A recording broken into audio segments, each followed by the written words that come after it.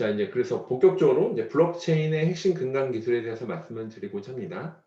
앞에서 말씀드렸던 이제 AI 블록체인 융합을 통해서 약간 빅픽처라고 말씀드렸던 스마트 컨트랙, 조건이 되면 자동 실행되는 부분이 있을 거고, 또 한쪽은 분산 아이디가 있었죠. 그리고 또 한쪽은 디지털 커런시, 디지털 자산 부분이 있는데, 근데 블록체인 핵심 기술은 뭐 계속 말씀드렸지만 뭐 P2P, 피어2피어라는 부분이 이제 핵심 부분이 있고, 그리고 흔히 말하는 해시 기술이라고 하는 디지털 지문이죠. 뭔가 이렇게 디지털 지문처럼 해시 기술, 그리고 암호화 기술, 뭐 PKI 기술 같은 프라이빗 키, 퍼블릭 키 같은 그런 또 암호화 기술이 있고, 스마트 컨트랙이라고 하는 프로그래밍 기술이죠. 그런 것 통해서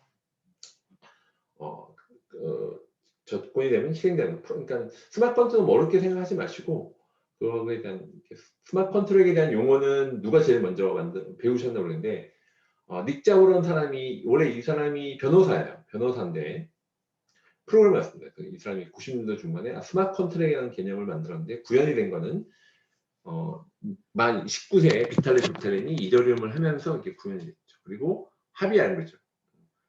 나 혼자 쓸 거면 합의가 필요 없죠. 이제 분산 노드로 처리해야 되는 이런 관점에서 블록체인 핵심 기술들이 있는데요. 하나하나 좀 볼게요. 일단 이런 전체 하기 위해서 분산 시스템이라고 이제 약간 이제부터는 약간 기술적인 용어들이 많이 나오는데, 여러분들이 이제 자료가 있으니까 이제 제가 이제는 앞에서 일부러 좀 흥미로운 부분에서 이제 전체 AI, 블록체인, 클라우드 데이터 융합점 말씀드렸고, 이제 지금은 원래 이제 저희 블록체인에 대한 핵심 기술 중에서 분산 시스템 부분을 말씀드리겠습니다. 분산 시스템이 뭐냐라고 하는 것들에 대해서는 여기서 일단 블록체인 자체가 분산돼 있죠. 분산 시스템에 대한 부분들은 목표가 있습니다. 그러니까 자원이 쉽게 접근 가능으로 만드는 거, making resource available 하는 게 있고, 분산 투명성이 있고, 개방성, 확장성이 있는데, 처음에 이제 무엇이냐고 했을 때 영어로 표현됐을 때는 digital system, collection of autonomous computing element that appears to its user as a single coherent system. 분산이지만 하나로 보이게 되는 처리가 되면서, 그래서 그 목표가 자원이 쉽게 접근 가능하도록 만드는 것이고요. 그리고 투명성이 있어야 되고, 개방성, 확장성이 있습니다. 이게 이제 분산 시스템이, 그러니까 이 블록체인을 이해하기 위해서는 분산 시스템에 대한 개념을 이해를 하셔야 돼서 이런 관점에서 말씀드렸습니다. 그래서 약간 여러분들이 블록체인이 굉장히 여러 가지 기술이 융복합되어 있어요. 그러니까 그것들을 하나하나 깊게 굉장히 깊게 들어갈 수가 있는데, 여러분들 상황이 약간 이제 보니까 다양하니까 이런 전체적인 흐름, 맥락을 이해하시면 좋을 것 같습니다. 이런 관점에서 이런 분산 시스템에 대한 시작을 하려고 하는 거고요. 그래서 분산 시스템에 대한 부분들이 어떤 특징이 있느냐에 대한 부분들을 말씀드리려고 합니다. 네, 어쨌든 질문이 또 왔네요. 네, 다오는 분산 시스템의 일종일까요? 네, 그렇죠. 이제 어차피 블록체인 위에서 돌아가는 거니까 이제 분산 시스템인데, 여기는 약간 조직이죠. 약간 탈중앙에 대한 자율주행된 자율적인 조직이 있는 거니까 일종의 하나의 분산 시스템의 일종으로 크게 보시면 그 하나의 그 특징들이 들어가 있죠. 네, 말씀하신 것처럼. 그래서 전체적으로 어쨌든 분산 시스템 안에서 그런 특징들이 있는데, 다오는 약간 조직적인 자율 조직이 있는 거니까 그런 약간 특징들이 있는데 약간 조직 성격을 좀 더 강조했다고 봅니다. 그래서 지금 요즘에 또 비탈릭 부테린이 다오 얘기를 많이 하고 있죠. 그래서 말씀하신 것처럼 그런 시스템의 일종으로 보시면 좋고, 그래서 사실은 비탈릭 부테린이 지금 이더리움 2.0을 지금 사실은 작년 12월에 나왔죠. 이제 POW, Proof of Work이라고 하는, 원래는 전기를 많이 쓰는 거에서 이제 포스를 바뀌었죠. Proof of Stake를 바꾸는 게, 이게 말씀하신 이게 다오로 가려고 하는, 그러니까 좀 전환이에요. 페이지 0부터 페이지 5까지 있거든요. 그렇게 전환되는 거가 있는데, POW에서 뭐 지금은 중간적인 단계니까 POS로 통해서 뭐 비콘 체인이나 여러 가지 이렇게 돌아가는 것들을 했는데, 결국은 그런 Proof of Stake, 이제 포스 기반으로 하는 부분이 말씀하신 것처럼 향후에 이런 다오라고 하는 큰 어떤 목표치가 있는 것 같습니다. 네, 그런 뭐 관점에서 말씀할 수가 있고, 그래서 어떤 특징이 있느냐. 그래서 Collection of Autonomous Computing Element에서 분산 시스템을 구성하는 각 컴퓨팅 요소들이 독립적으로 동작할 수 있어요. 그래서 이런 컴퓨팅 요소들을 일반적으로 저기 많이 들었죠. 노드라고 부르고 있습니다. 그래서 하드웨어 장치나 소프트웨어 프로세서가 될 수 있습니다. 이런 콜렉션 오브 오토노머스 컴퓨팅 엘리먼트 이런 게 있고, 그리고 두 번째 특징이 있죠. 싱글 코어 시스템입니다. 사용자들이 분산 시스템을 다룰 때 단일 시스템을 다룬 것과 같죠. 그래서 이것은 각 노드들이 다른 노드들과 협업해서 동작하는 방법이 필요하다는 의미이며, 이런 협업을 구성하는 것은 분산 시스템 계획의 핵심이죠. 그래서 합의라는 것도 이렇게 관련되어 있는 건데, 이렇게 하나의 노드들이 다른 협업해서 하나에 돌아가는, 마치 시스템은 분산되어 있지만 하나로 돌아가는 거죠. 그래서 그것들이 싱글 코렌트 시스템이라고 불립니다.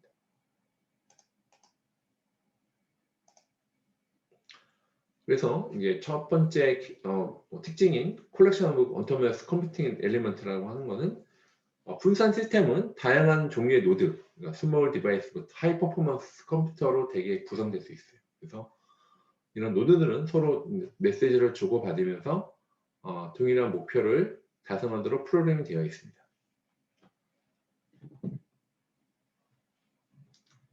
그래서 이런 특징들이 있고요. 그래서 그런 특징들을 보고, 그래서 분산 시스템 이게 뭐냐면, 어떤 건 스마트폰도 있고 굉장히 아주 고성능 서버가 될 수 있는 여러 가지 어떤 노드가 될 수 있다는 것이죠.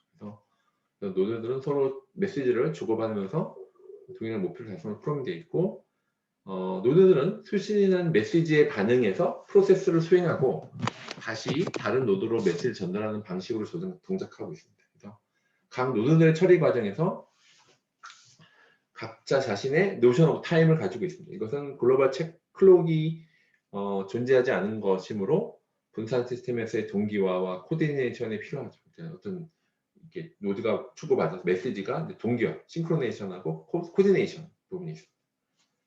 그래서 노드 간 통신을 관리하기 위해서 그룹, 멤버십 관리도 필요합니다.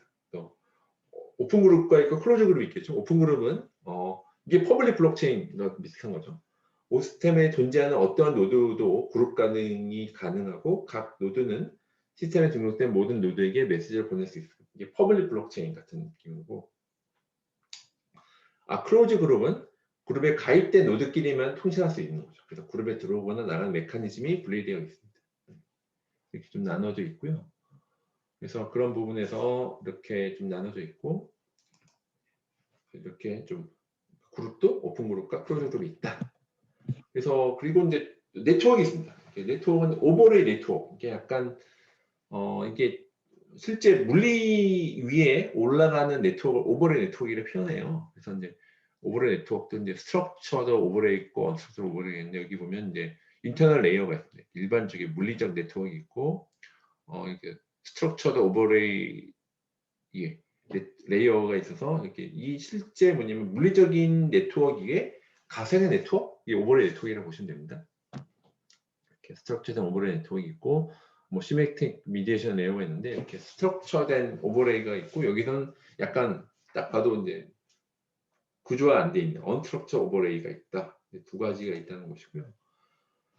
그래서 이런 또 두 번째에 대한 캐릭터 2는 그래서 이런 싱글 코렌트 시스템입니다. 그러니까 분산 시스템의 투명성이에요. 그래서 사용자는 자신이 실행한 작업이 어떤 노드에서 실행되고 있는지 알 수 없어야 된다. 그리고 데이터가 어디에 저장되고 복제되는지에서 할 수 없어야 된다. 그러니까 분산 설계의 목표는 여기서 네트워크 상에 존재하는 여러 노드 중 일부 실패가 있다 하더라도 정상적인 동작을 봉착해서, 대표적인 게 구글 시스템이 이렇게 되어 있죠. 그래서 뭐 다양한 유닉 서버나 x86 장치가 분산돼 있어서 하나가 고장 나더라도 얘가 이제 분산돼서 처리될 수 있다. 가장 대표적인, 그래서 유튜브에서 구글의 데이터 센터를 보면 구글 소프트웨어 회사이긴 한데, 뭐 텐스플로우 유닛을 만드는 것처럼 이렇게 하드웨어도 굉장히 기술을 많이 하고 있어요. 그래서 제 친구가 지금 미국 실리콘밸리에 있는데, 요즘에 뭐 구글, 뭐 MS 이런 소프트웨어 회사가 반도체 엔진을 많이 뽑고 있다고 합니다. 왜냐면 이제 이거 자체도 융합이 되는 거예요. 지금 보니까 제 시대의 흐름을 확실히 느끼는데 이렇게 이런 네트워크에 대한 것도 이제 분산 시스템에 대한 투명성이 제시가 돼야 된다라는 거. 그래서 이제 어떤 디자인 골이 뭐냐 분산 시스템에서 디자인 골은 서포팅 리소스 쉐어링입니다. 그러니까 사용자는 분산 시스템상의 자원을 쉽게 공유하고 접근할 수 있어야 돼요. 그래서 자원은 데이터, 파일, 서비스, 네트워크 등 어떤 것도 될 수가 있는 것이고요. 그래서 making distribution transparent, 그러니까 분산 시스템은 프로세스와 자원이 시스템을 구성하는 물리적인 컴퓨터에 분산되어 있다는 사실을 감춰야 된다.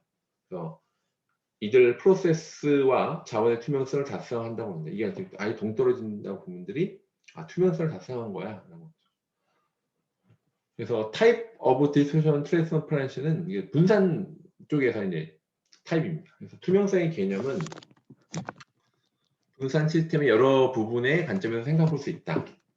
각 관점에서의 투명성은 표가 있습니다. 표와 같으며 객차라는 표현은 프로세스 혹은 리소스를 의미한다. 그래서 표에 보면 액세스, 데이터 표현의 차이와 객체에 접근한 방법, 그리고 로케이션, 객차 어디 하는지 숨기는 거, 리로케이션, 그래서 어떻게 이동하는지에 대한 부분, 마이그레이션, 뭐 리플리케이션, 복제하는 거죠.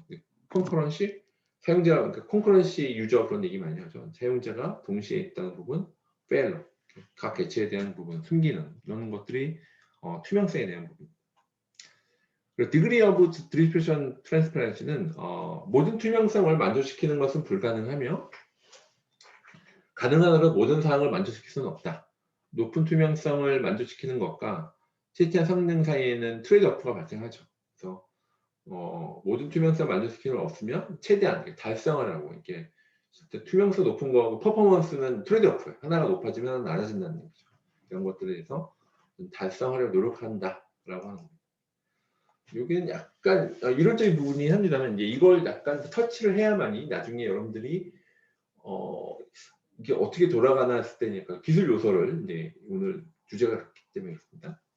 그래서 디자인 골에 대해서 접근 투명성은 뭐냐 해서 좀 핵심을 알려드릴게요. 그래서 데이터의 표현의 차이와 객체 접근 방법을 숨긴다. 그래서 기본적으로는 장비 설계 구조를 숨기고 더 나아가 데이터들이 이런 다른 장비 설계와 운영체제 하에서 어떻게 다르게 표현되고 있는지를 숨긴다. 그래서 예를 들어서 분산 시스템은 다른 운영체제가 설치된 노드들로 구성될 수 있고 각기 이제 운영체가 다른 거죠. OS 파일 네이밍, 컨버전, 파일 오퍼레이션 등의 차이를 가질 수 있다. 이런 저레벨 수준의 세부사항은 사용자와 운영표를 숨기는 거죠. 운영체가 달랐을 때 그걸 어쨌든 접근할 수 있도록 하는 부분.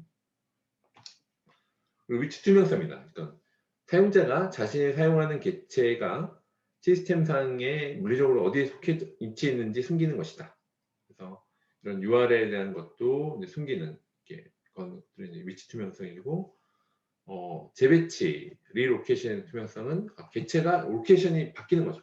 옮겨지는 것에 대한 정보를 사용자에게 숨긴다.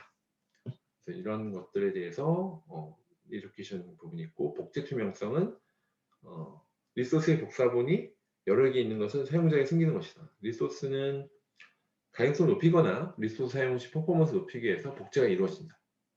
카피를 하는 거죠. 복제 투명성을 달성하기 위해서 복제 대상 파일이 여러 위치에 같은 위로 존재해야 하고 위치 투명성이 보장되어 사용자가 자신이 사용하는 파일이 복제본인지 아닌지에 대한 것을 알 수 없어야 한다. 이게 복제 투명성이에요. 병행 투명성은 동일한 자원을 다른 사용자가 사용하고 있다는 것을 숨기는 것이다. 그래서 공유 자원의 접근, 동접근에서 중요한 문제는 일관성 있게 하는 부분이죠. 이런 것들에 대해서 하는 부분이고 failure transformation은 이것들은 실패와 이를 복구하는 과정에 숨기는 것. 그래서 실패 투명성에 대해서 가져가는 것은 실제로 모든 전을 사용을 쓰게 되는 것이지 아니면 실체한 전을 복구하는 과정에서 응답이 없는지 구분하는 거죠. 이게 과정이 있는 거지 않든 이런 디자인 골들이 있습니다. 그리고 디자인 골입니다. 계속 분산 개방성이에요. 그러니까 분산 시스템도 이런 뭐 오픈 네트워크 하는 부분에서 많이 나오는데 이런 오픈니스, 그래서 개방성은 분산 시스템의 다른 중요한 목표 중 하나입니다. 그래서 개방된 분산 시스템은 다른 시스템이 쉽게 사용 및 연동할 수 있도록 하는 시스템이고요. 개방형이라는 것은 시스템 구성 요소가 자신이 제공하는 구문, 신텍스와 세멘틱을 설명하는 표준 규칙을 준수하는 것이죠. 그래서 즉 구성 요소와 상호작용할 수 있는 인터페이스를 잘 정의하는 것이죠. 그래서 컴포넌트는 인터페이스를 제공함으로써 다른 임의의 프로세스와 상호작용이 가능합니다. 그래서 신텍스와 이미지에서 인터페이스가 있어서 상호작용할 수 있는 거예요. 그래서 블록체인이 여러 가지 있을 때 중간에 미드레어처럼 할 수 있는 중간에 인터페이스를 준다는 거죠. 상호 운용성, 이거 중요합니다. 이런 인터페이스를 통해서 두 개의 다른 시스템, 블록체인 A, 블록체인 B가 있었다. 뭐 하이퍼레저 패브릭과 이더리움 EA가 있었을 때 어떻게 시스템과 컴포넌트가 서로에 의지해서 동조할 수 있는 상호 운용성. 이거는 블록체인이 아직은 춘추전국 시대죠. 아직은. 그래서 그런 것들이 이제 중요한 또 고유 중에 하나입니다. 그리고 이식성은 A 시스템에 동작하던 운용 프로그램이 동일한 식 인터페이스를 가진 B 시스템에서 수정 없이 동작할 수 있는 것을 의미합니다. 뭐 자바 버처 머신, EVM에서는 솔리디티가 대표적인 예가 되겠죠. 확장성은 시스템을 구성하는 컴포넌트를 다른 컴포넌트로 교체할 수 있는 것을 확장하는 부분. 그리고 이제 또 being scalable 하죠. 확장 전후. 시스템 확장성은 최소 3개의 차원에서 측정할 수 있습니다. 뭐 규모에 대한 부분, 질적 확장성, 관리 확장성이 있습니다. 규모에 대한 것들은 전체적인 CPU에 대한 부분들이 되겠죠. 그리고 지리적에 대한 것들은 어떻게 와이드 에리어 네트워크에서 다른 아주 멀리 지리적으로 떨어져 있어도 이제 확장할 수 있어야 되느냐, 그런 부분이죠. 그리고 이제 관리적에 대한 확장성도 있습니다. 이런 확장성에 대한 부분이 있고요. 요거는 이제 자료가 있으니까 핵심적인 부분 알려드릴게요. 전체 스케일링 테크닉 중에 스케일링 업이 있고 스케일링 아웃이 있어요. 스케일링 퍼포먼스에 대한 부분들이 스케일링 업은 예를 들면 CPU 업그레이드, 메모리 증설, 네트워크 증설인 거고요. 업을 하는 거죠.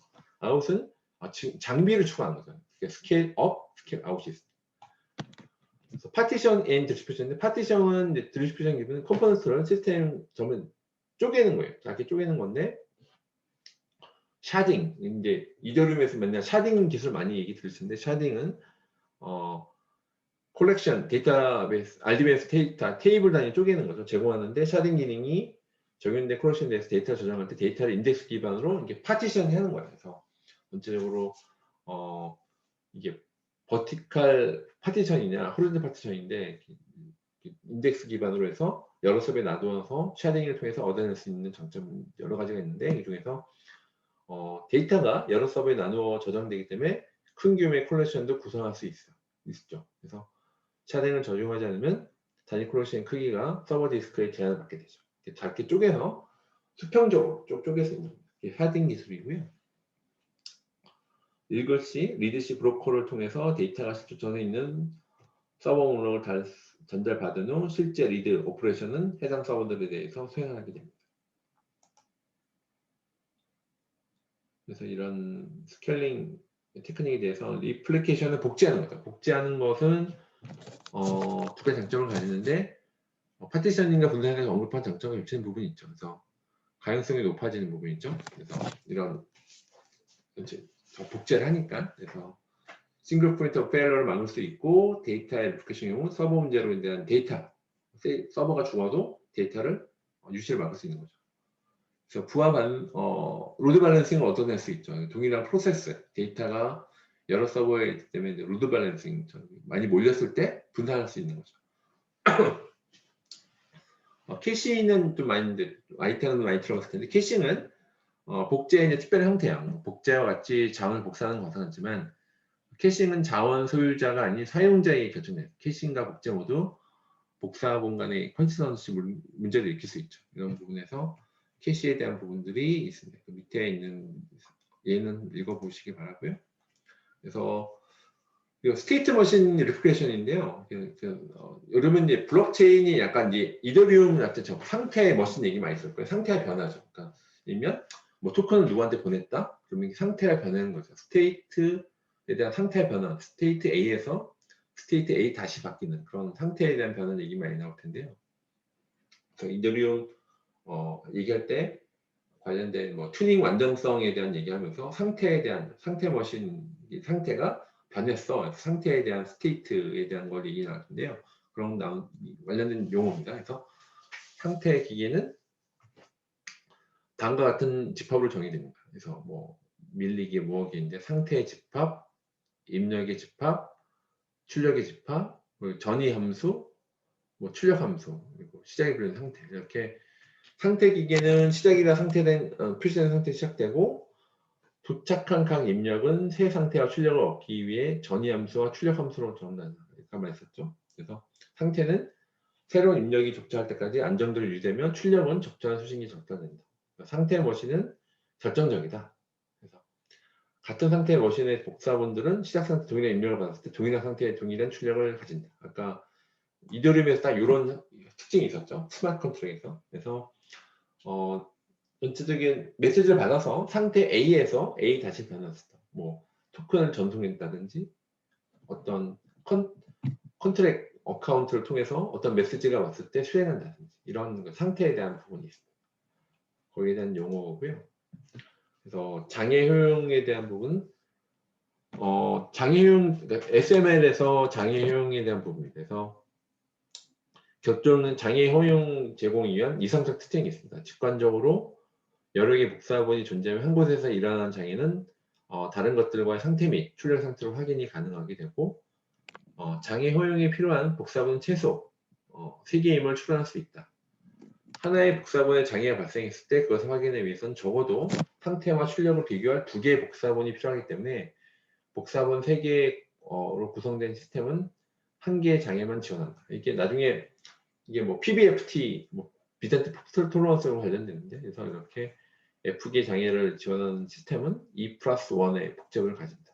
그래서 이렇게 추론들은 복제본들이 메모리 오류, 하드 드라이브 손상 같은 랜덤한 장애 겪는 것을 전제를 하고 기만이나 거짓말, 결탁하는 복제본으로서 장애, 기타 성급을 접근할 수 있다. 그다음에 이게 오류가 발생할 수도 있고 임의로 악의의 노드가 있었느냐 그런 얘기를 합니다. 특수한 사례는 이게 고장 중단 이런 그리고 또 비잔틴 장애가 있죠. 그래서 복제본이 다른 값을 다른 방향으로 전달하는 장애를 비잔틴 장애라고 해요. 그러니까 비잔틴 장군 예가 나오는데요. 비잔틴 왕국에서 어떤 성을 공격을 해요. 근데 장군끼리 서로 메시지를 주고받습니다. 어떤 메시에 이 성을 공격하자라고 메시지를 봤을 때 그 누가 장군 중에 뭔가 배신자가 나올 수도 있고 아니면 중간에 뭔가 탈취를 당할 수도 있는 스파이로부터 근데 그런 상황에서 어쨌든 투사한 사례가 그런 복제본이 중간에 임의로 악의적으로 뭔가 다른 방향, 다른 걸 전달하는 걸 비잔틴 장애라고 해서 비잔틴 장애는 우연, 의실험 실패 또는 악의적, 기능적 공격이 있어서 PBFT 얘기를 많이 들을 텐데 나중에 비잔틴 폴트 토러런스 할 때 이런 그 장애가 비잔틴 장애. 상태 기법에 대한 절차들이 있고요. 그래서 입력 수서에 대한 정리 이거는 뭐 좀 읽어보시고 그래서 나중에 그것들이 입력이 이때 합의가 이제 나오게 됩니다. 합의에 대한 부분들이 이제 필요한데 왜냐면 이거 자체가 워낙 다 분산되어 있기 때문에 이런 결과에 대한 전송, 시스템 장애, 감사와 장애 탐지 이런 정의를 이루어져 있고요. 그래서 블록체인 기술로 보면 이건 되게 중요한 부분인데 이건 정부에서는 이게 보면 인프라가 있습니다. 그래서 데이터와 네트워크 있죠. 데이터가 이제 분산 원장 형성되어 있고 블록에는 스토리지가 있죠. 그래서 네트워크는 P2P 네트워크가 있고 탈중앙화된 프로토콜 레이어가 있어요. 이쪽에 인프라에 대한 거가 있고 핵심 기술이 있습니다. 여기서 보면 기본 구조는 퍼블릭 블록체인이냐 컨소시엄 블록체인이나 프라이빗 블록체인 다르죠. 그래서 요소 기술이 아까 해시는 디지털 지문이죠. 그리고 전자서명 개인 키로 전자서명을 하면 나중에 그 매핑되는 퍼블릭 키로부터 이것들이 내가 이 사람이 서명한 게 맞나라고 검증할 수 있는 거죠. 전자서명 부분이 있고 암호학 쪽이 있고 컨센서스가 있어요. 여기서 뭐 POW, POS는 수학 문제를 내서 그 넌스까지 반복해서 0의 숫자가 몇 개냐 맞추는 POW, 그리고 Proof of Stake라는 지분이 몇 명이나 요소 기술이 있고, 단계는 트랜잭션, 그래서 블럭을 생성하고 체인징 레저를 해서 이제 전체 프로그레션하는 이런 단계가 있고, 전체 운용에선 서비스에선 뭐 디지털 커런시 부분이 이제 비트코인 얘기하는 거죠. 블록체인 2.0. 그리고 블록체인 2.0은 다 누가 인정하죠? 이더리움, 스마트 컨트랙트, 툴이 만들어서 제공하는 이더리움에서는 이제 스마트 컨트랙이나 DApp, 탈중앙화된 앱 하면서 블록체인 1.0 비트코인은 뭐 송금 수신만 가능한 일반 송금 수신만 가능했지만 2.0부터는 마치 이쪽이 일반 폰, 2.0이 약간 스마트폰 같은 개념으로 많이 비유를 하죠. 그래서 이렇게 전체적인 구성으로 되어 있습니다.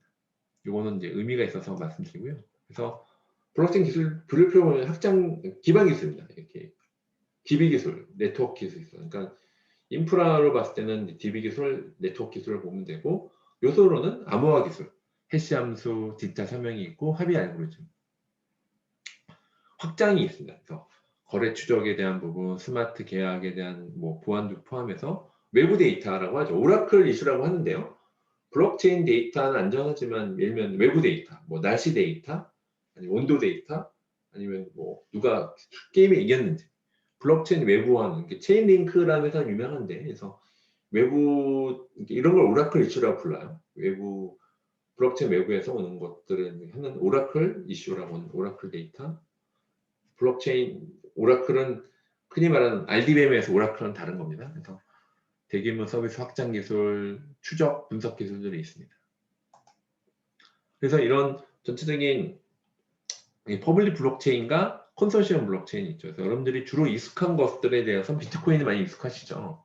이더리움도 많이 들어오는데 이것만이 아니라 블록체인 for 비즈니스, 그러니까 컨소시엄 블록체인 대표적인 게 하이퍼레드 패브릭, EEA에서 말하는 쿼럼, 뭐 하이퍼레드 배수가 이쪽에 속하죠.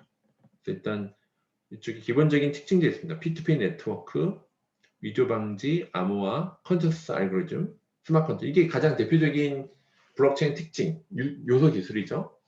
그래서 비트코인은 전체적인 이런 P2P 네트워크에서는 일반적인 P2P 네트워크 기술이 있고, 위조 방지 암호에서는 퍼블릭 키, 공개 키 암호화에 대한 부분, 그리고 해시를 통한 크립토 해시, 그리고 합의 알고리즘은 POW죠. 이거는 내가 이만큼 이 블록체인 네트워크에서는 수학 문제를 풀기 위해서 내가 많은 넌스 값을 0부터 1 놓고 돌려서 수학 문제를 내는 게 있거든요. 그 타겟 난이도에 따라서 10분마다 0의 숫자가 몇 개야, 그러니까 해시의 결과값이. 그러면 노가다를 띄워야 돼요. 넌스를 0부터 놓고 돌려보고 1 놓고 돌려보고. 그래서 돌려봐서 사실 그만큼 수격 문제는 거죠. 0의 숫자가 몇 개니? 5개, 10개 만든 타겟값이거든요. 그걸 쓰기 위해 그걸 맞추기 위해서는 내가 이만큼 일을 했다고 증명하는 겁니다. 어떻게 그 많은 전기를 쓰고 리소스 쓰는 거죠. 합의는 POW라고 하는 부분이 있고요. 이더리움에서는 이런 이제 운영이 가능해요. 이런 P2P 네트워크로 비트코인과 유사하고요. 이 부분 이제 암호화도 유사합니다. 공개키 암호화, 캡시를 썼고, 컬처 알고리즘이 이제 프루프 오브 건 그대로 오는데 이더리움도 그대로 원래 있었습니다. 이테시나 그런 게 있었는데 지금은 블록체인 2.0이 되면서 어떻게 되나요? POS, 지분 증명으로 좀 바뀌고 있는 그런 중간 단계입니다. 페이지 제로 작년 12월부터 돌고 있는데 돌고 있고, 스마트 컨트랙은 없었죠. 비트코인은 없었고, 이더리움에서는 솔리디티라고 하는 솔리디티, 자바 같은 객체 지향 같은 언어로 완전 요거 통해서 돌고 있습니다. 그리고 멤버 관리 인증에 대한 부분들은 사실은 이거는 이제 이더리움도 EA는 블록체인 포 비즈니스처럼 쓸 수 있고요. 그리고 컨소시엄 블록체인 쓰고 있는데 이쪽에서 이렇게 같이 연결되어 있죠. 그래서 이렇게 쓰는 게 있고 멤버 관리에 대한 인증 중에 있습니다. 그러니까 이거를 퍼블릭한 부분도 있고 프라이빗도 같이 가능하다. 그래서 이더리움 표시를 한 것이고요. 하이퍼레드 페이브릭은 주로 블록체인 포 비즈니스에서 많이 얘기 나오고 있는 부분인데 이쪽에서 P2P 네트워크가 있고 이것도 똑같이 공격해야 뭐와 크립토 해시가 있는데 여기서는 합의 알고리즘이 앞에서 배웠던 비잔틴 장애를 했습니다. 3분의 2 플러스 1입니다. 그러니까 이 노드 중에서 3분의 1 이하가 악의적이면 얘가 돌아갈 수 있습니다. 합의를 3분의 2 플러스 1이면 블럭을 생성할 수 있습니다. 그래서 그런 부분들이 가능하고 뭐 레프트나 이런 것 다 비잔틴 계열이에요. 그래서 뭐 1.4부터 레프트, 2.0 때부터 레프트를 제공하고 하이브레트 버전이 2.4, 2.3인데 버전만 삽니다. 그리고 이제 스마트 컨트랙트 부분은 여기는 체인 코드라고 해서 이더리움의 솔리디티와 유사해요. 이쪽에서 고, 자바, 언어로 되어 있고 여기서 멤버십 서비스 프로바이더로 얘기를 하고 있습니다. 네트워크 부분이고요. 네트워크는 뭐 연결되어 있죠. 분단의 컴퓨터를 이렇게 통신망을 연결할 수 있는 걸 의미하고 네트워크에 대한 장단점이 나와 있습니다. 이런 여러 가지 서비스가 존재하고 이런 뭐 일반적인 내용이니까 뭐 인트라넷에서 부분이 있고 뭐 시스템, 인터페이스, 전송 매체, 프로토콜, 우리 앞에서 했던 프로토콜, 네트워크, 인트라넷 이렇게 전체 인터페이스가 있고 이제 전체 네트워크 구성이 있습니다. 용어들은 한번 나중에 뒤에 나오니까 이렇게 시스템은 노드, 호스트, 서버, 클라이언트로 이루어지고 인터페이스는 접근하기 방법이죠. 뭐 USB라는 일이라든지 전송 매체는 데이터 전송에는 물리적 전송 수단이고 프로토콜은 전송 매체를 인터넷도 네트워크는 프로토콜 계속 용어 나오죠. 데이터를 교환하기 위한 규칙, 규정 규칙입니다. 네트워크는 이제 프로토콜 사용해서 교환하는 시스템은 집합을 통칭하고요. 인터넷은 전체 통합, 전 세계 네트워크 중에 인터넷은 기업 내에서 쓰는 그러니까 이쪽이 약간 퍼블릭 블록체인, 프라이빗 블록체인 그런 느낌인 거죠. 이런 노드, 호스트, 클라이언트, 서버는 뭐 일반적인 내용이라서 치고 랜은 이제 안에서 로컬 에리어 네트워크이고 메트로폴리탄 에리어 네트워크, 와이더 에리어, 광대역 네트워크를 얘기하는 내용입니다. 뭐 토폴로지는 버스형, 여기서는 동축 케이블로 해서 전체 버스로 이전에서 대하다면서 버스형이 있고요. 뭐 네트워크 익숙한 분들과 익숙하지 않은 부분도 있는데 일단 흐름만 볼게요. 버스가 되죠. 이제 프린터, 서버, 스캐너, 라우팅에서 버스형, 링 형태죠. 클로즈에서 링에서 뭐 광섬유망 네트워크 토클리는 그쪽에 있고 스타 사용률은 중앙 허브에 접대점 있는 스타형, 스타 토폴로지라고 해서 이제 형태였습니다. 그 트리형, 해서 스타형과 버스형을 결합하는 이제 허브 토폴로지 트리형이 있고요. 메시가 요즘에 또 메시 네트워크 많이 쓰죠. 그래서 그물망에서 그물 연결되는 형태 토폴로지가 있고. 그 TCP/IP 통신 프로토콜은 이건 정말 많이 일반 여기 개발자 아니라 일반 다른 데에서 많이 인터넷에서 정보를 패킷으로 나눠져 있고 TCP는 정보를 패킷 단위로 나누고 오류없이 잘 배달되었는지 검사하는 역할인 거고요. IP는 패킷으로 나눈 정보를 직접 송수진하는 역할에서 TCP/IP 프로토콜이라는 부분이 있고 가장 패킷 단위로 나눈다. 그리고 TCP는 패킷 단위로 나누고 오류 없이 잘 되는지 검사하는 역할인 거고 IP 패킷은 나누고 직접 송수진하면서 IP하고 TCP 그래서 TCP/IP 통수인 토콜이 있고 라우터라고 하죠. 네트워크 구성장비인데요. 라우터는 인터넷을 구성하는 서로 다른 네트워크를 연결하죠. 라우팅 한다는 거죠. 라우터하는 부분들이 라우터에 통해서 인터넷을 구성하는 여러 네트워크를 연결하는 자체. 그리고 허브는 여러 가지 뭐 USB 허브처럼 이렇게 여러 가지 프린터, 여러 가지 멀티 컨센트처럼 네트워크로 장비를 살 때 허브. 가장 라우터 유명한 게 시스코라는 회사가 있었죠. 이더넷 카드는 뭐 이런 개인용 PC 네트워크한 이더넷 카드, 뭐 브릿지, 뭐 리피터는 이제 신호가 이제 낮았을 때 그 중폭하는 역할. 게이트웨이는 프로토콜 전에 다른 네트워크를 상호 운영하기 위해서 통신할 수 있도록 지원 통신기기 게이트웨이 주요 기능은 뭐 전원 속도의 차이 변환, 프로토콜 변환, 뭐 TCP/IP 프로토콜인데 뭐 다 X.25로 바꾼다든지 이런 게이트웨이가 있고요. 그래서 네트워크 주소는 이렇게 네트워크상에 이제 노드를 뭐 맥 주소, 랜카드에 내는 IP 주소, 포트 번호 이런 것들은 뭐 일반적인 내용이라서 빨리 넘어갈게요. 그래서 맥 어드레스로 여러분들 맥 어드레스 미디어 액세스라고 그러죠. 그래서 맥 주소 부분 뭐 여기서 맥 주소는 우체국 활용하는 것이고 IP 주소가 집 주소, 뭐 포트 번호가 수취인 번호로 나와 있는 이렇게 좀 예를 든 겁니다.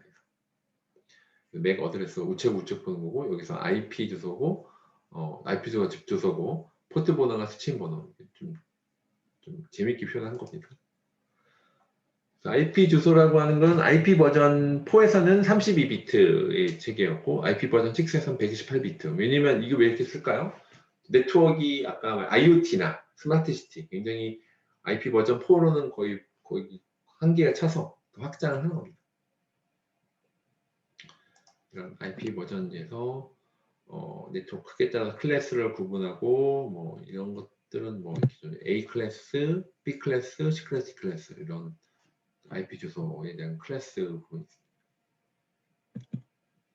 라우터에 대한 부분들이 경로 선택하는 부분들은 인터넷에서 라우터에서 이제 목적지가 이런 주소가 있을 때 얘들이 네트워크 1에서 있는지 2에서 있는지 그 경로를 선택하게 됩니다. 그래서 전체 이 라우터 안에 컴퓨터가 있어요. 그 매핑 테이블처럼 해서 이거 라우팅을 해주는 겁니다. 경로를 선택하는 부분들이 있고요. 그래서 여기서 2021 중에 1로 보내겠죠. 호스트 이름 중에서 뭐 IP 주소가 사용자 기억하기 어려운데 호스트 이름과 IP 주소 변환, 도메인 네임 서버라고 하죠. 일반 사용자는 이렇게 IP 주소가 있는데 IP 주소를 사람이 인식할 수 있는 부분에서 그래서 일반 사용자 상위 계층에서 이런 매핑이 되고 이쪽에 IP 주소가 있습니다. 그러니까 호스트 네임과 IP 주소 변환을 해주는 거겠습니다. 이 부분이 나중에 DID하고 유사한데요. 나중에 유니버셜 리졸버가 나와요. 그러면 리졸버라고 하거든요. 그 DID 다큐멘트 안에 이제 그 마치 도메인 네임처럼 이것들을 바꿔줘서 컨버전해서 라팅해주는 거는 나중에 DID 할 때 DID 다큐멘트, DID 메소드와 유사합니다. 뭐 호스트 이름에 대한 부분들은 그리고 중요한 부분이 드디어 이제 OS의 7 레이어를 알려주려고 하는 거였어요. 이렇게 레이어가 iOS에서 통신의 효율성을 높이고자 1년에 통신 과정 7개 계층 나눴습니다. 그래서 피지컬 레이어, 데이터 링크 레이어, 네트워크 레이어, 트랜스포 레이어, 세션 레이어, 프레젠테이션 레이어. 이거 정말 많이 이게 컴퓨터공학은 뭐 OS의 7 레이어를 뭐 TCP/IP와 매핑해라. 정말 많이 나왔던 문제죠. 그래서 이렇게 7개 계층이 있다라고 하는 것이고요.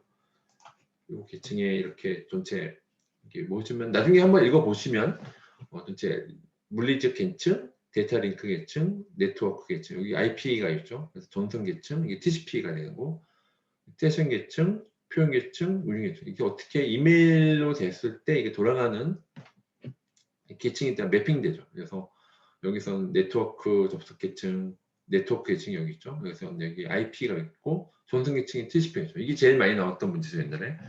네트워크 계층 IP, 전선 계층 TCP. 그래서 이렇게 이메일 갔을 때 각각 패키지 붙고 이게 그걸 해석하고 하는 부분. 그래서 이런 뭐 세븐 계층은 링크, 네트워크, 트랜스포트, 운영 계층으로 이루어져 있는 이걸 얘기를 제일 많이 썼을 겁니다. 인트라넷은 조직 내부에서 쓰는 사설 네트워크 같은 부분이고요. 엑스트라넷은 외부에서 쓰는 부분. 뭐 인트라넷과 여기가 조직의 인트라넷, 방화투에서 이제 익스트라넷 하는 부분. 이거는 옛날 개념이긴 합니다. 이거를 오버레이 네트워크를 말씀드리려고 했던 거였어. 오버레이 네트워크이란 부분들은 앞에서 봤지만, 이건 좀 천천히 읽어드릴게요. 기존 네트워크를 바탕으로 그 외에 구성된 다른 네트워크, 기존 네트워크 위에 별도의 노드들과 논리적 링크들이 구성해서 이루어진 가상 네트워크입니다. 그러니까 기존 네트워크를 바탕해서 이루어진 가상 네트워크. 그래서 기존에 피지컬 혹은 로지컬하게 존재하는 토폴로지 위에 또다시 다른 필요에 의해서 논리적인 토폴로지를 재구성해서 성능을 개선하고 효율을 높이며 또한 다양한 기능을 제공하게 하는 것이 네트워크. 오버레이 네트워크의 특징이 뭐 물리적이 아닌 논리적 네트워크로 가상 네트워크 이쪽에 이렇게 원래 물리적 네트워크가 있었는데 이게 약간 블록체인 노드처럼 이게 물리적 네트워크 위에서 올라가는 여기 보면 오버레이 네트워크 보이시죠? 그래서 물리적이 아닌 논리적 네트워크입니다. 물적이 아니다. 논리적 네트워크, 가상 네트워크다. 이게 오버레이 네트워크라고 하는 일단 개념만 일단 보시면 좋을 것 같고 앞에서 이게 스트럭처 오버레이가 있고 언스트럭처 오버레이 네트워크가 있다. 그래서 이제 P2P 시스템에 대한 부분들은 뭐 오버레이 네트워크는 이제 뭐 넵스터나 이런 부분, 워낙 비트토렌트 이거는 원래 이제 블록체인 나오기 전에는 여기 좀 많이 쓰였어요. 뭐 클라이언트 서버 파라다임은 뭐 워낙 일반 뭐 중앙화돼 있기 때문에 여기서 싱글 포인트 페일러가 있고 P2P 시스템은 이러한 한계를 없애려고 하는 부분이 P2P 네트워크를 좀 하고 있죠. 그래서 좀 너무 시간이 그래서 약간 이번에는 오랜 시간은 않게 한 지금 한 12시 5분이니까 한 15분, 12시 15분에 다시 나머지 진행을 네트워크 플러스 진행하도록 하겠습니다. 12시 12시 15분에 뵙도록 하겠습니다.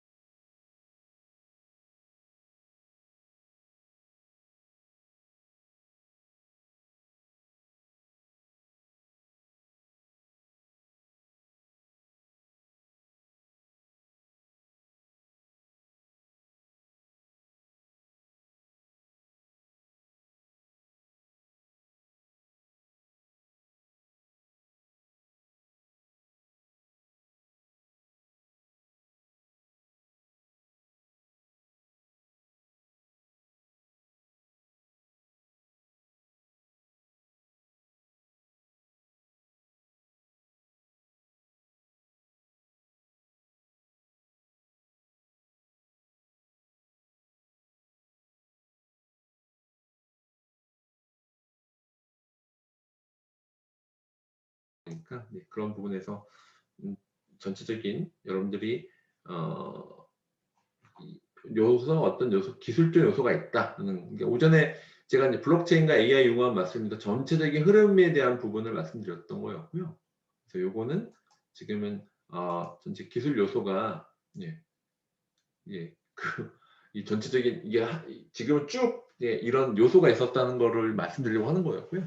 지금 이게 하나하나 이제 상세히 말씀드릴 건데 오늘은 이제 이런 구성 요소야 이렇게 한번 제가 느낌이 이렇게 이런 흐름으로 가네라고 하고 각계격파를 하는 거와 이게 좀 그 아키텍처처럼 요소를 말씀드리고 너무 겁먹지 마시고 이게 전체적인 흐름이 있다는 걸 제가 말씀드린 겁니다. 그래서 P2P에 대한 흐름을 아까 그러니까 P2P에 대한 영어로 써서 어렵죠. 하지만 이런 P2P는 이런 분산 시스템과 커뮤니케이션에 대한 메커니즘이다라고 하는 부분이고, 그래서 전체 이런 하나하나 나중에 좀 자세히 설명 같은데 이렇게 TCP/IP 네트워크 있죠. TCP/IP 네트워크 있고 각각에서 피어 아이덴티티, 피어 아이디가 있는 이게 하나의 피어들이죠. 피어들을 위해서 서비스가 돌아가는. 그래서 이런 전체적인 오버레이 네트워크, 그래서 언더레이 네트워크, 이 실제 물리적 네트워크에서 오버레이 네트워크에 관련된 서비스 연결되어 있는 이런 것들이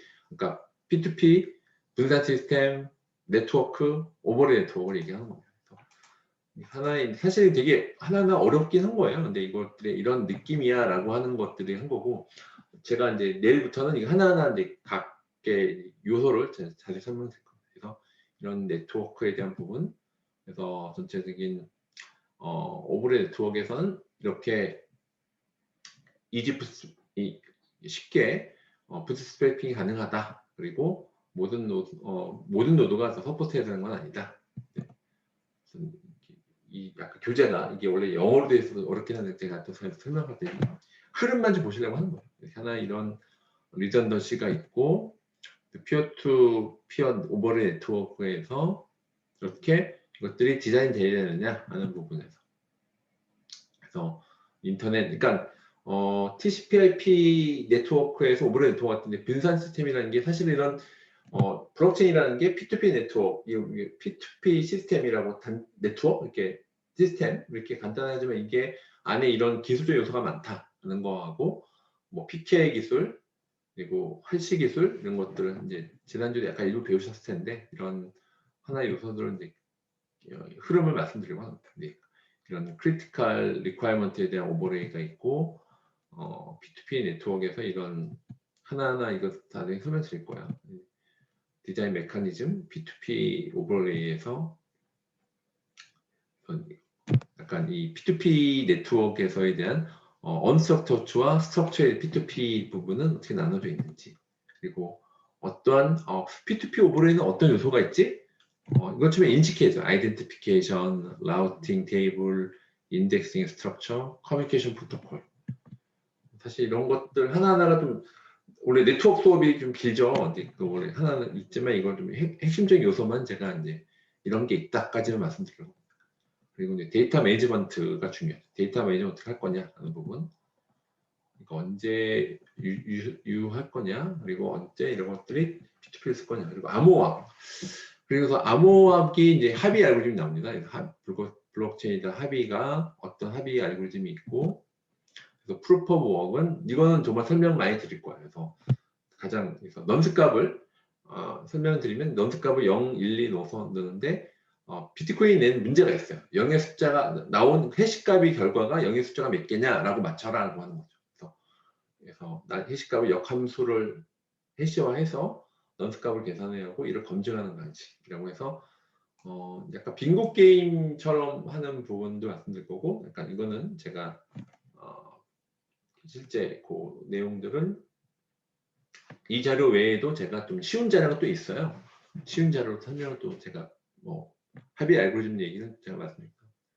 또 쉬운 자료로 또 설명드릴 겁니다. POS에 대한 부분이 있고 뭐 POET는 하이퍼레저 소프트스라는 프로젝트가 있습니다. 거기서 따로 쓰는 인텔에서 쓰고 있는 합의 알고리즘 당연히 다양하다라고 하는 게 있고요. 오늘은 이렇게 요소만 말씀드립니다. 그래서 뭐 POW는 그래서 비트코인 창시자인 사토시 나카모토가 이제 업적이죠. 그러니까 분산 네트워크에서 간의 합의를 달성하기 위해서 작업 증명 프로토콜을 만든 거예요. 그래서 여러 가지 존재하는 게 원래 있었습니다. 뭐 머컬트리나 아니면 뭐 해시 기술도 원래 오래전부터 있었고 PK 기술 이건 공격기 암호에 그걸 융합을 한 거죠.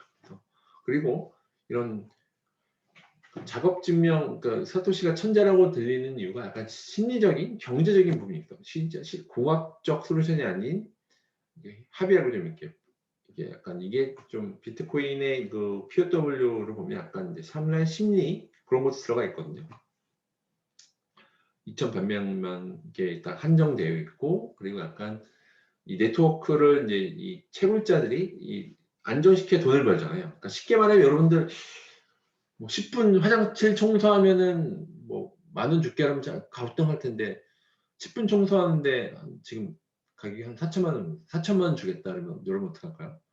열심히 청소하시겠죠. 화장 청소를 10분만 하면 4천만 원 줄게 하면 어떡할까요? 열심히 하죠. 그런 것처럼 지금은 물론 이게 신뢰가 쌓여 있어야 되는 거긴 한데 하나 이런 약간 심리적인 게 분명히 있다. 블록체인 그런 재미있는 부분이 있다.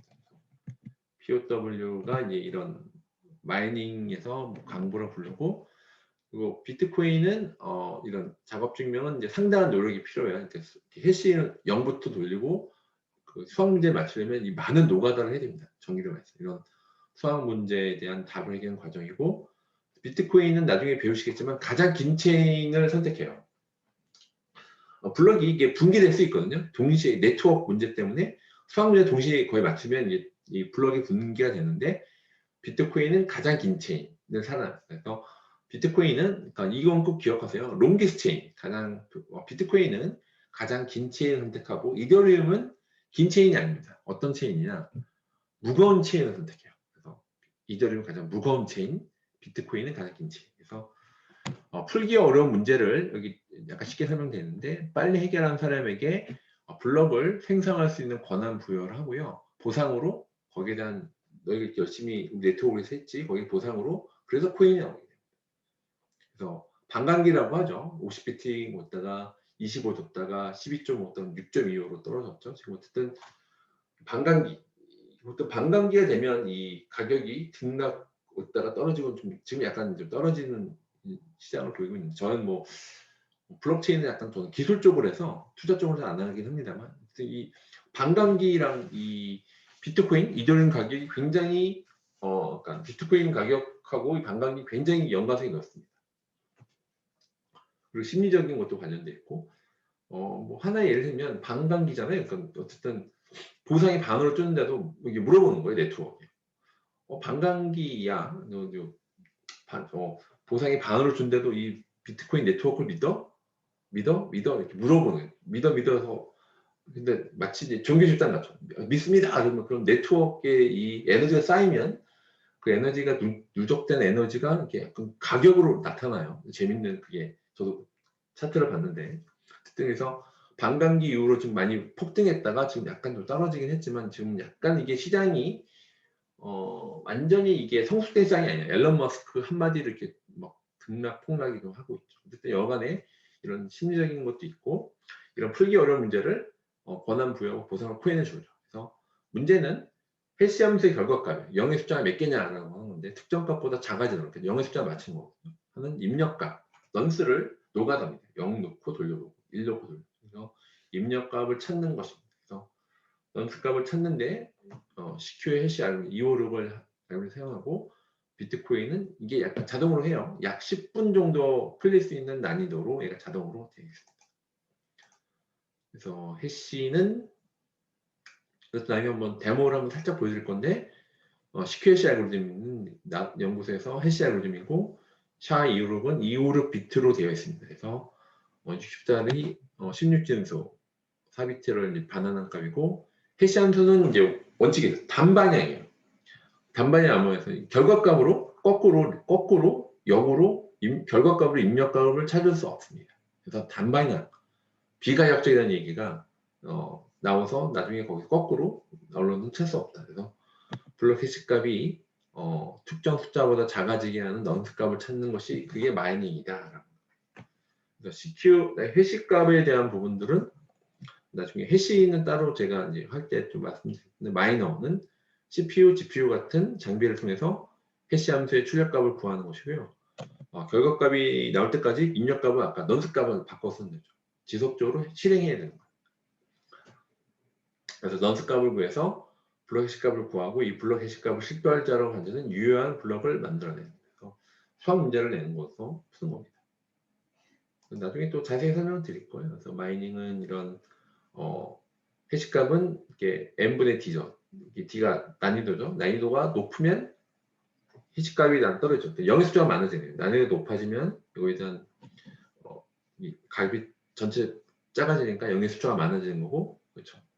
난이도가 낮아지면 전체 숫자가 올라가는 거니까 0의 숫자가 작아지는 이런 거죠. 그래서 보상입니다. 넌스 값을 구하기 위해서 많은 작업에 비용이 들면서 이런 행위의 보상이 없다면 아무도 책임을 하지 않을 것이죠. 그래서 비트코인에서 보상은 새로 발행된 비트코인과 해당 블록의 거래에 수수료가 있어요. 수수료의 합으로 이루어져 있습니다.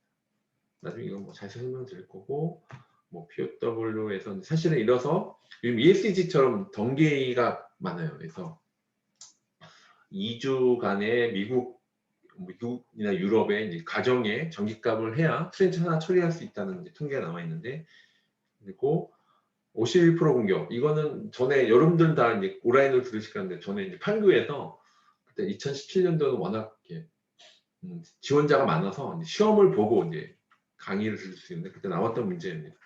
51% 공격이 뭐야라고 하는 게 있는데, POW 알기적인 참여자가 절반 이상의 해시파워를 가지게 되면 블록 내용의 조작이 가능할 수 있다라고 하는 게 있죠. 실제로 이게 잘 워킹하지 않죠. 왜냐면 참여자들이 신뢰성 떨어지면 다 본인의 가치가 떨어지기 때문에. 어쨌든 이때 51% 공격, 혹시 그런 악의적인, 그래서 50% 공격이 뭐야 라고 했던 게 시험 문제였는데, 이게 나왔던 이제 문제점이 있고요. 그래서 이제 뭐 대신에 이런 파이널리티가 불확실하고 성능 한계가 있고 뭐 이런 내용들이 쭉 나와 있습니다. POS는 프로프 오브 스테이크라고 해서 이런 합의 알고리즘에 대한 이거는 지분이 누가 갖고 있느냐 하는 부분. 코인 아까 워그에서 이거 스테이킹, 누가 코인 지분을 갖고 있느냐 하는 부분들이 이제 POW보다 뭐 POW보다 훨씬 에너지 적게 쓰죠. 그래서 이런 빗잔에서 이대로의 이점 정도 예, POW에서 POS로 바꾸고 있는 이제 그 과정 여정 중에 있습니다. 그래서 이건 전체 CH8을 갖고 있는 부분이고, 아까 비잔틴 폴트솔론스 기억나시죠? 3분의 2 플러스 1에서 3분의 1보다 적은 노드가 덧대적으로 합의가 가능한 이게 비잔틴 알고리즘이에요. 그래서 블록을 생성하려면 이 노드 안에 3분의 2 플러스 1입니다. 3분의 2 이상 플러스 1이 되면 블록이 생성됩니다. 그래서 체인 기간이 아니로 검증이 어렵고 BFT 컨센서스 알고리즘은 일관성 있게 관수를 유지하기 때문에 비동기 네트워크 모델로 해서 뭐 텐더민트, 리플, 스텔라 등이 여기 있다. 그래서 이런 뭐 그리고 지분 이건 위임입니다. 그러니까 포스가 너무 많잖아요 인원이. 그래서 이거를 다 같이 안 하고 대표자 마치 간접 민주주의처럼 하는 거죠. 대표적인 게 스팀이 21개 BP가 있고 EOS도 21개죠. 같죠? 이게 재밌는 이유가 델 라이머라고 하는 개발자가 있었는데 스팀잇을 만들어서 투토큰 시스템을 만든 아주 천재적인 개발자인데 개발자 유명한 델 라이머가 스팀잇을 만들고 옮깁니다. 어디로 옮기냐? EOS라고 하는 한참 또 많이 지금은 약간 가버넌스 이슈로 많이 신뢰성이 떨어지긴 했는데 그래서 우리나라에서 뭐 체인 파트너스나 BP를 한다고 난리였죠. 근데 지금은 약간 중국 측으로 인한 가버넌스 이슈로 약간 떨어지긴 했는데 거기도 블록 프로듀서가 이제 그러니까 위임을 받은 블록 프로듀서가 21개입니다. 그래서 스팀도 21개, EOS도 21개. 왜 같이 21개냐? 예, 그 델라이머라고 하는 아키텍처가 그대로 가져갔기 때문에. 그래서 여러 가지 포스였는데 위임 받은 게 디포스다 라고 하는 부분이고, 뭐 이런 뭐 블록 생성에 대한 부분이 포스, 디포스에 대한 부분이 있고요. 이렇게 여러 가지 그래서 여기 나오죠, 바로. 네. 여러 가지 이제 대표 케이스가 EOS 21개, 스팀에 21개, 델라이머가 하는 게 있어서 그렇습니다.